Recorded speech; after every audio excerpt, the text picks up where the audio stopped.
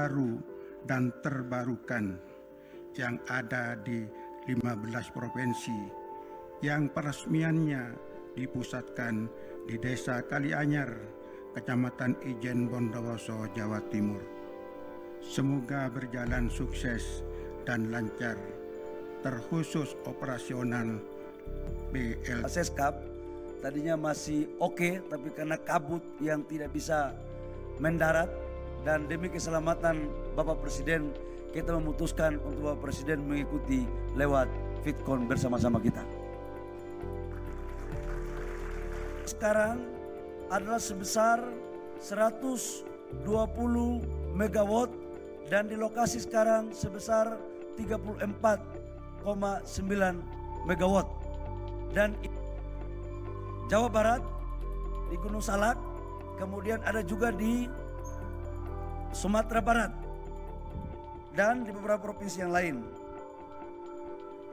Manfaat dari pembangunan pembangkit EBT energi baru terbarukan yang pertama adalah mendorong pertumbuhan industri lokal. Dari jam 8 pagi untuk terbang, tetapi karena cuaca tidak memungkinkan, terpaksa saya hadir melalui video conference. Sekali lagi saya minta maaf, saya sangat ingin hadir secara fisik. Insya Allah akan saya cari waktu untuk hadir, melihat proyek-proyek yang demikian penting, demikian bersejarah, dan demikian membanggakan kita sebagai bangsa dan sebagai pribadi. Saudara-saudara,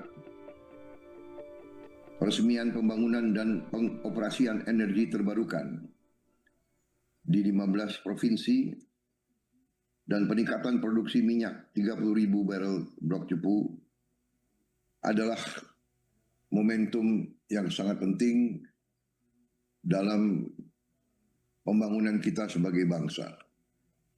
Dengan program-program ini, dengan proyek-proyek ini, dan tentunya masih banyak lagi proyek yang besar lagi yang harus kita laksanakan dan akan kita laksanakan. Ini semua